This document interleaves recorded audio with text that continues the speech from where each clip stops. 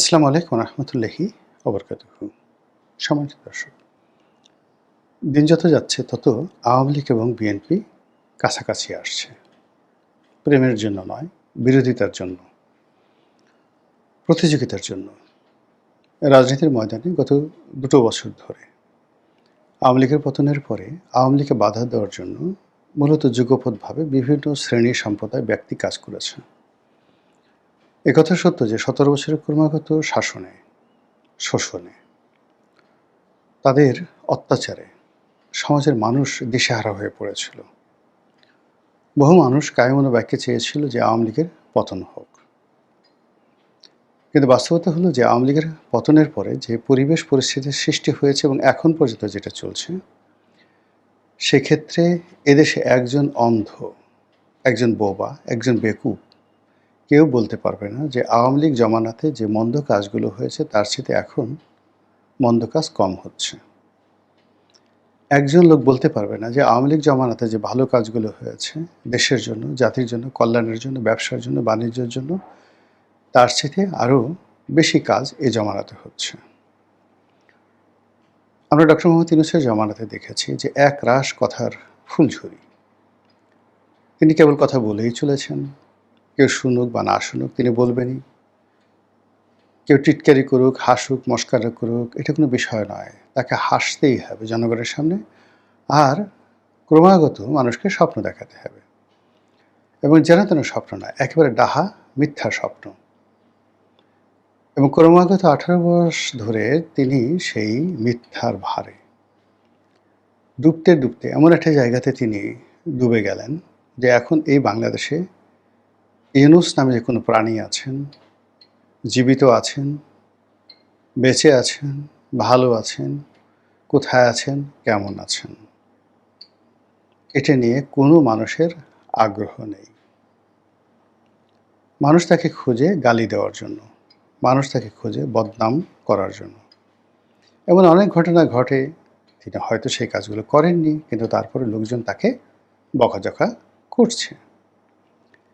এই যে তার ব্যর্থতা, এই ব্যর্থতার সঙ্গে সঙ্গে তিনি যে সকল শক্তি তৈরি করেছিলেন, রাজনৈতিক শক্তি, তার কিংস পার্টি, অনেকগুলো কিংস পার্টি তিনি তৈরি করে এসেছিলেন। তার মধ্যে শুধু এনসিপিকে আমরা এখন একটা বাস্তব অবস্থায় দেখতে পেরেছি, কিন্তু এনসিপির বাইরে আরও প্রায় ৩০-৩৫টি বা ৪০টির মতো কিংস পার্টি তৈরি হয়েছিল। তো সেই কিংস পার্টির মাধ্যমে একটি নির্বাচন বা একটি সাজানো নির্বাচন, সেই নির্বাচনের মাধ্যমে একটি সংসদ, সেই সংসদের মাধ্যমে একজন প্রধানমন্ত্রী অথবা রাষ্ট্রপতি, হোয়াট এভার মেবি, তার যে মাস্টার প্ল্যান ছিল ডক্টর মোহাম্মদ ইউনূসের, এটি মুখ থুবড়ে পড়েছে। তো ইউনূস জমানাতে যেটি হলো, প্রথমত আওয়ামী লীগের যারা লোকজন তারা মোরালি দুর্বল হয়ে পড়েছিল, যেটি এই গত 2 বছরের মাথায় বুমেরাং হয়েছে। তারা সেটাকে সেই দুর্বলতাটাকে তারা শক্তি হিসেবে, পুঁজি হিসেবে তারা সেটাকে এখন বিনিয়োগ করতে যাচ্ছে রাজনীতির ময়দানে। খুবই জটিল একটা বিষয়। এটা কি করে সম্ভব? প্রথমত হলো যে আওয়ামী লীগ জমানাতে তারা বারবার মনে করতো যে বোধহয় তারা মন্দ কাজ করেছে। 2014 সনের কাজটি ঠিক হয়নি, 19-এ আরও ঠিক হয়নি, 18-তে, 24-এ তো একেবারেই ঠিক হয়নি। আর এই কারণেই আসলে আল্লাহর অভিশাপ নাজিল হয়েছে এবং সেই সমন্বয়কদের হাতে, কোটা বিরোধীদের হাতে আওয়ামী লীগ সরকারের পতন হয়েছে। এরকম নীতি কথা আওয়ামী লীগের অনেকে বলতো। কিন্তু এখন আওয়ামী লীগের সব লোক তারা যেটা বলছে সেটা হলো যে না, এই দেশ চালানোর জন্য আসলে শেখ হাসিনাকেই দরকার। শেখ হাসিনা যা করেছেন সঠিক করেছেন। বিএনপির অনেক লোক তারা এখন উচ্চ গলায় বলছে যে আমরা ডক্টর মোহাম্মদ ইউনূসকে চিনতে পারিনি। তাকে যদি বাংলাদেশে কেউ চিনে থাকে সেটি হলো শেখ হাসিনা চিনেছিলেন। এই সকল কথার ফলে কী হলো, আওয়ামী লীগ এবং শেখ হাসিনার সম্পর্কে আলটিমেটলি দেশের রাজনীতিতে একটা স্পেস তৈরি হয়ে যায়। অন্যদিকে ডক্টর মোহাম্মদ ইউনূসের ক্যাবিনেটে যারা ছিলেন, এর দুটো অংশ। একটা হলো ছাত্রদের মধ্যে যে অংশটি ক্যাবিনেটে ছিলেন অথবা ক্যাবিনেটে না থেকেও তারা মন্ত্রীর পদমর্যাদায় প্রভাব বিস্তার করেছে, যেমন হাসনাত, সার্জিস, তাদের ক্ষমতা কোনো অংশে কোনো মন্ত্রীর চেয়ে কম ছিল না। অন্যদিকে ক্যাবিনেটে যারা ছিলেন, সেই ক্যাবিনেটে ছিলেন যেমন মাহফুজ ছিলেন, আসিফ মাহমুদ সজীব ভূঁইয়া ছিলেন, নাহিদ ছিলেন। তো নাহিদ এখনো পর্যন্ত কোনো কিছু বলেনি এভাবে, কিন্তু আসিফ মাহমুদ সজীব ভূঁইয়া এবং মাহফুজ সরাসরি যেটি বলেছেন সেটি হলো তারা ইনুস সাহেবকে বুঝতে পারেননি, তারা কিচেন ক্যাবিনেটে ছিলেন না, তাদের সঙ্গে প্রতারণা করা হয়েছে এবং তাদেরকে সামনে দেখিয়ে দ্য ওল্ড হ্যাগার্ড, বুড়ো বা বুড়ি ডাইনি যারা ছিলে তারা তাদেরকে ব্যবহার করে নিজেদের স্বার্থ হাসিল করেছে। তো এই সকল কথার পাশাপাশি আবার বিএনপির যারা লোকজন আছে তারাও ডক্টর মোহাম্মদ ইউনূসের ব্যাপারে কেউ খুশি নন।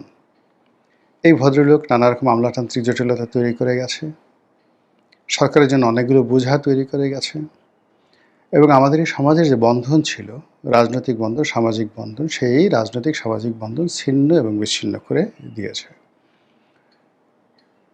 এবং সেটা কেমন ছিল জাস্ট একটা উদাহরণ দিই। সম্প্রতি যেটি প্রকাশ্যে চলে এসছে, একজন সাংবাদিক, নামই বলে ফেলি, সেটা হলো বিবিসিতে চাকরি করতো আকবর, তিনি আর পরবর্তীতে এই আকবর আবার ইউনূসের জমানাতে প্রেস মিনিস্টার রূপে তিনি চাকরি করেছেন লন্ডন দূতাবাসে।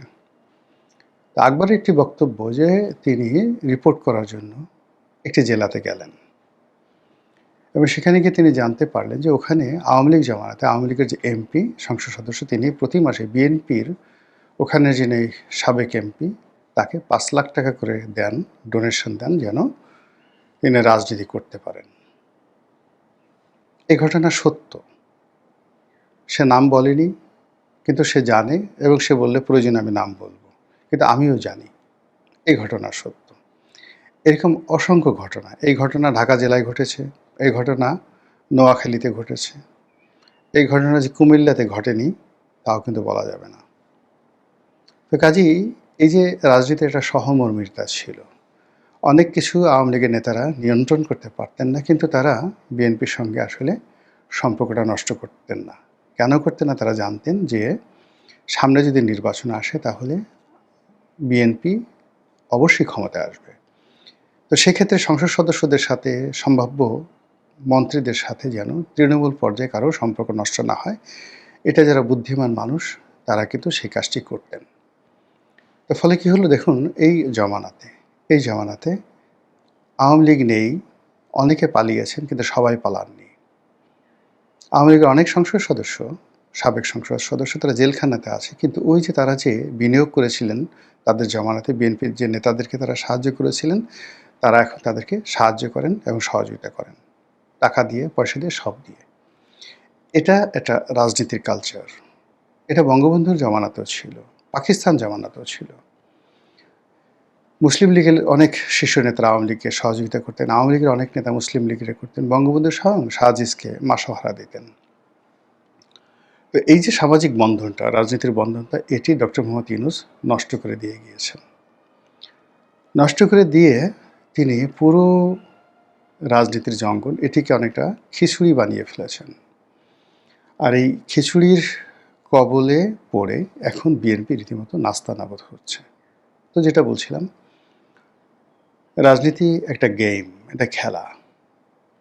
এই খেলায় কৌশল আছে এবং সেই কৌশল doctor Mohammad Yunus, deep state, Jamaat, NCP সবাই কিন্তু শিখে গেছে এবং তারা বিএনপিকে খেলছে, বিএনপিকে নিয়ে খেলছে। খেলে তারা যে কাজটি করছে সেটি হলো সরাসরি বিএনপি এবং আওয়ামী লীগ এই দুটো শক্তিকে মুখোমুখি করে দিয়েছে। এবং মাত্র 2 বছরের মাথায় আমি যেটা বললাম, যখন প্রথমত এনসিপির একটা নবম শ্রেণীতে পড়ে, দশম শ্রেণীতে পড়ে, এরকম 4-5 জন ছেলে মেয়ে, ইন্টারমিডিয়েট পড়ে এমন 3-4 জন ছেলে মেয়ে, তারা যখন দিদারসে মাশরাফি বিন মুর্তজার মতো মানুষকে মাফ করতো, তারা যখন সাবের হোসেন চৌধুরীর মতো মানুষের সঙ্গে মাফ করতো, তখন প্রশাসন নীরবে থাকতো এবং আওয়ামী লীগের লোকজন সামনে এগিয়ে আসার সাহস দেখাতো না। তাদের একটা মোরাল দুর্বলতা ছিল যে আমরা আসলে সত্যিই অন্যায় করেছি। কাজেই এই যে মব কিছু হচ্ছে বা যা কিছু হচ্ছে, এটা আমাদের প্রাপ্য। কিন্তু গত 2 বছরের ডক্টর মোহাম্মদ ইউনূসের ব্যর্থতা এবং গত 100 দিনে এই বর্তমান সরকারের কোনো সফলতা না থাকা, এই কারণে আওয়ামী লীগের সাহস বেড়ে গেছে, আওয়ামী লীগের শক্তি বেড়ে গেছে। তাদের নীতি নৈতিকতার যে জায়গাটি সেটি তারা রিগেইন করেছে এবং তারা মনে হচ্ছে যে না আমরা সঠিক ছিলাম। এই জাতি মানে একমাত্র শেখ হাসিনা ছাড়া কেউ সফল হতে পারবে না। ফলে কি হচ্ছে? এখন তারা জামাতের সঙ্গে মারামারি করবে কল্পনাও করতে পারে না। এনসিপির সঙ্গে মারামারি করবে কল্পনাই করতে পারে না। এনসিপি বা জামাত তারা আসলে এই পরিস্থিতিতে আওয়ামী লীগের সঙ্গে মারামারি করবে এটা তারাও কল্পনা করে না। তারা বরং অনেকেই দায় এড়ানোর জন্য আমরা তো এই কাজ করিনি, এটা সবই বিএনপি করেছে। তারেক রহমান সাহেব লন্ডন থেকে টাকা দিয়েছে, তো সালাউদ্দিন সাহেব ভারত থেকে টাকা দিয়েছে, তাদের টাকায় জুলাই বিপ্লব হয়েছে, তাদের টাকা দিয়ে ওই জুলাইতে যা কিছু হয়েছে দে হ্যাভ ইনভেস্টেড, এটা নুরু বলেছে, তারপর তারেক বলেছে, স্বয়ং তারেক রহমান সাহেবের যারা ঘনিষ্ঠজন তারাও বলেছেন যে তিনি হলেন এই আন্দোলনের মাস্টার মাইন্ড। ফলে সত্যিকার অর্থে যারা মাস্টার মাইন্ড তারা এখন আর নিজেদেরকে মাস্টার মাইন্ড বলছেন না, তারা ঠেলে ঠেলে বিএনপিকে বলছেন যে এরা হলো মাস্টার মাইন্ড। কারেন্ট হলে সামনে যে রাজনীতির সমীকরণ আসছে সেই সমীকরণে যেন বিএনপি এবং আওয়ামী লীগ সরাসরি মাঠে আসে। আর সরাসরি মাঠে আসলে আপনি বুঝতে পারেন যে বিএনপি মূলত গত এই ৩-৪ মাস ধরে শক্তি অর্জন করার চেষ্টা করছে। অন্যদিকে আওয়ামী লীগ গত ১৭ বছর ধরে যে শক্তি সঞ্চয় করেছে, যে শক্তি অর্জন করেছে, যেটি গত ২ বছরের মানে জুলুম অত্যাচারে পরিবেশ পরিস্থিতি বা বিরূপ পরিস্থিতির কারণে এটি এখনও নিঃশেষ হয়ে যায়নি। ফলে আওয়ামী লীগের যা কিছু আছে এটুকুকে যদি আপনি একটা মেশিনে তৈরি করেন বা একটা শক্তিতে রূপান্তর করেন, আর বিএনপি যতটুকু অর্জন করেছে গত ৪ মাসে সেটিকে যদি একটি শক্তিতে রূপান্তরিত করেন এবং দুটো শক্তি বা ফোর্সকে যদি মুখোমুখি দাঁড় করিয়ে দেন, আপনি খুব সহজেই বুঝতে পারবেন কারা বিজয়ী হবে, কারা লাভবান হবে, কারা ক্ষতিগ্রস্ত হবে। এবং এই কাজটি করার জন্যই Jamaat, NCP, doctor Mohammad Yunus, deep state, এমনকি ভারত সবাই মিলে পুরো মাঠটিকে আওয়ামী লীগের জন্য একটা সুবিধাজনক অবস্থান তৈরি করে ফেলেছে, আর বিএনপির জন্য এমন একটা অবস্থা তৈরি করে ফেলেছে বিএনপি এখন নিশ্চিম নীরব একা। আপনি চিন্তা করুন যে সংগঠন এখন বিএনপির সাথে যারা যারা আছে, জুনায়েদ সাকি আছে, নুরুল হক নুরু আছে, তারপর আন্দালিব রহমান পার্থ আছে, সাদাত হোসেন সেলিম আছে, এখন তারা সংসদ সদস্য হয়েছেন, তারা তারেক রহমান সাহেবের খুবই আপনজন প্রিয়জন। তারা হয়তো তারেক রহমান সাহেবের জন্য যদি চান নেতা আপনার জন্য আমার সেই কলিজাটা খুলে আপনার হাতে দিলাম, আপনি এটাকে কলিজাটা ভুনা করে খেয়ে ফেলেন, একথা তারা বলতে পারবে। বা তারা যদি চান ওই যেভাবে নূরে আলম সিদ্দিকী সাহেব বঙ্গবন্ধুকে খুশি করার জন্য বক্তব্য দিয়েছিলেন যে হে নেতা আপনি যদি চান তবে নিজের চোখ নিচে তুলে রক্ত জবার মতো আপনার হাতে তুলে দেবো, কিন্তু আপনি যে বাকশাল করলেন সেটা সমর্থন করব না। তো সেইভাবে যারা জনাব তারেক রহমান সাহেবের ঘনিষ্ঠজন, তারেক রহমান সাহেব যাদেরকে বিশ্বাস করে ক্ষমতার একেবারে পাদপীঠে বসিয়েছে, তারা বলবে হে নেতা যদি চান এই চোখ নিজের হাতে তুলে রক্ত জবার মতো আপনার কাছে দিয়ে দেব, আমার যে কলিজা সেই কলিজাটা নিজের গলার মধ্যে হাত দিয়ে কলিজাটা টেনে ছিঁড়ে বের করে আপনার হাতে দিয়ে দেব। কিন্তু যদি বলেন আওয়ামী লীগের সঙ্গে মারামারি করার জন্য, হে জনাব এটি কী করে সম্ভব?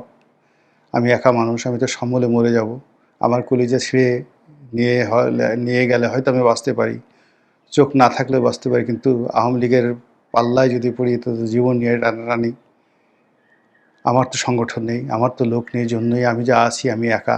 এই একা দিয়ে আমি আপনার জন্য সুপা চালাতে পারি, চাপা চালাতে পারি, আপনার জন্য সব কিছু করতে পারি, কিন্তু আমি তো আমার লোকবল দিয়ে আওয়ামী লীগের সঙ্গে পারবো না জনাব। এরকম একটা ডায়ালগ তৈরি হতে পারে। আর এই দৃশ্য দেখে জামাত, এনসিপির যারা লোকজন আছে তারা হাসতে পারে, মুখ হা হা করে হাসতে পারে। তো কাজেই রাজনীতি যত সহজ যাচ্ছে, যত সহজ মনে হচ্ছে, আগামী দিনগুলোতে এগুলো এত সহজে যাবে না। মহান আল্লাহ আমাদের সবাইকে হেদায়েত দান করুন এবং হেফাজত করুন। আসসালামু আলাইকুম ওয়া রাহমাতুল্লাহি ওয়া বারাকাতুহু।